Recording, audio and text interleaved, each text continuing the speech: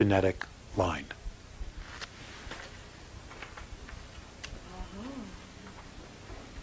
Okay?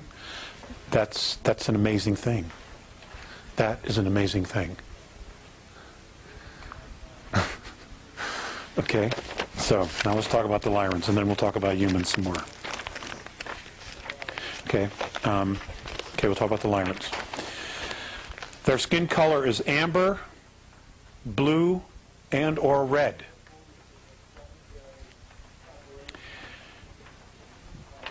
The color of the stars in their planetary systems is what caused their skin tint to change. Okay, depending upon the frequency and the UV ultraviolet scale of their stars. Okay?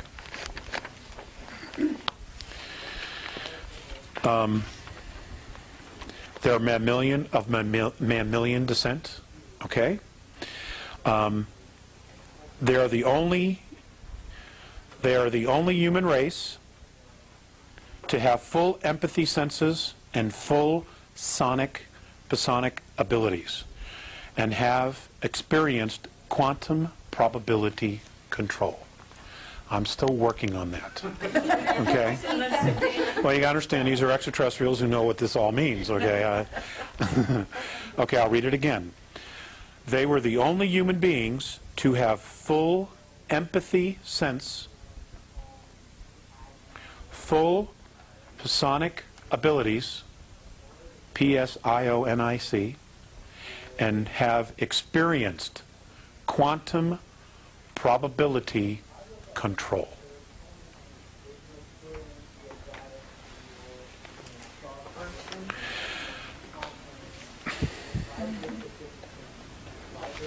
Okay.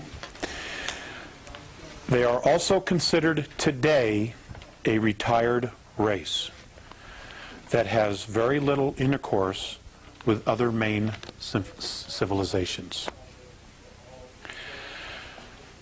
In the past, on Earth,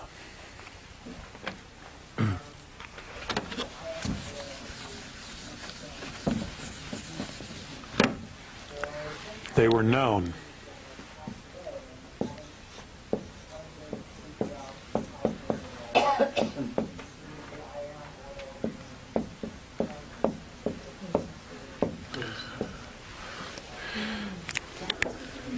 Yes, that's what they were known as. I can't read your writing, I'm sorry. Oh, I'm sorry. Bodhisattva. It's B-O-D, B-O-D-H-I-S-A-T-T-V-A.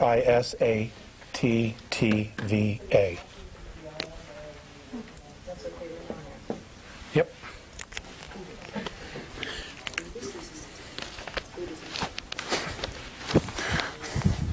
Ta-da! Lights go off. That's great. You know, that's great. Okay?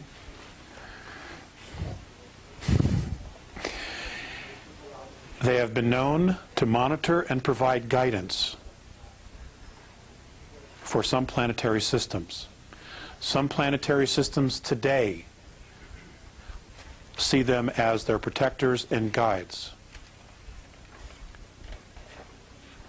They're worshipped, in other words. What's interesting is that the Lyrans prefer to live on ringed worlds.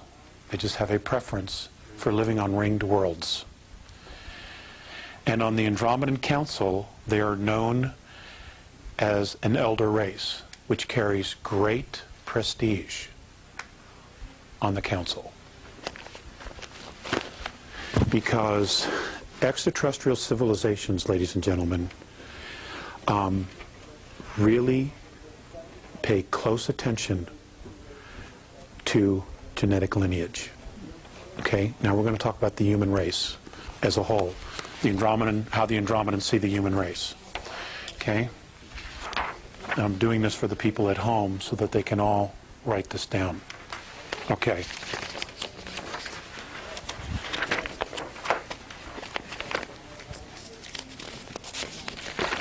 Some of this will be a little bit familiar because I've touched on it, but we're going to talk about it again. The human race is unusual in having all of its member races derived from one genetic line.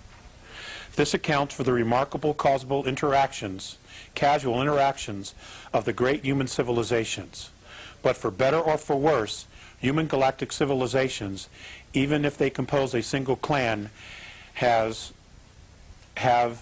diverse evolutionary histories. Okay? Each culture is very different in the way that they've evolved.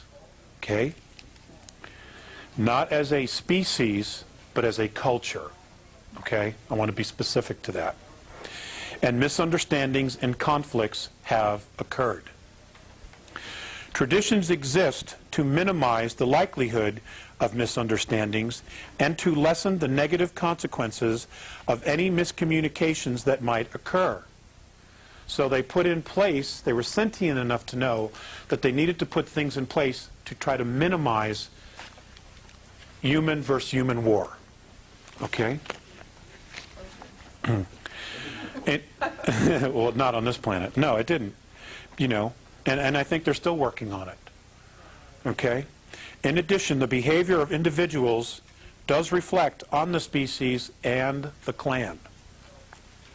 Okay, now this is an Andromedan race, an Andromedan human race, sharing this with us. Okay? That individuals, the actions of individuals of those races, does reflect on the entire clan. Okay? None are faulted for polite or proper behavior. Informality is always at risk of being misconstrued or miscommunicated. The traditions of human interaction were developed by the ancestors over the ages. When an elder race insists that a new civilization observe traditions, okay, an example, the Andromedans come down, they introduce themselves, they say, okay boys, it's time to go to the show.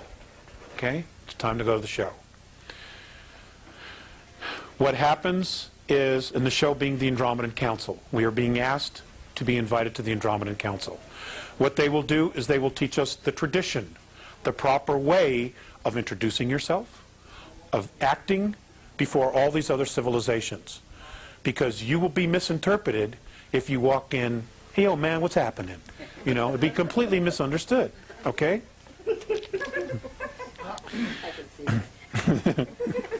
Yo, blood, what's up?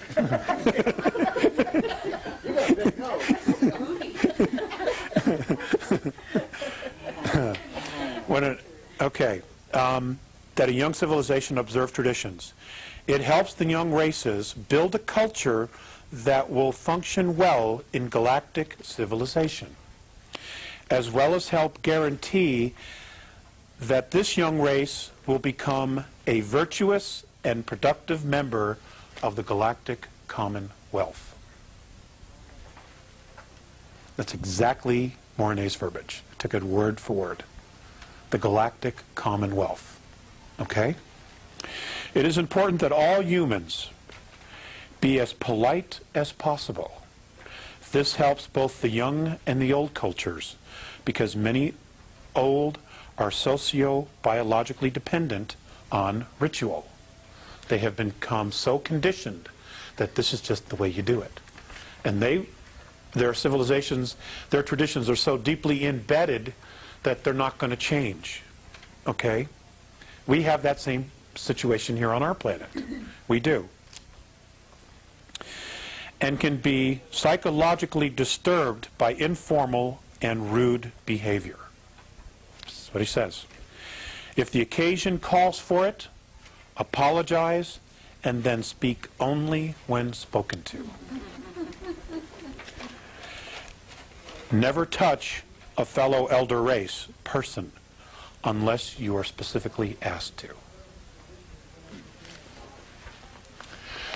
Now, that leads me to something that I was taught, which I did when I was brought on board, and I met other races. And this is what the Andromedans do when they meet another race, okay? And I was taught to teach this to everyone here, which I've done, so I'm going to do it again. When you have a contact and you're standing before an extraterrestrial or extraterrestrials,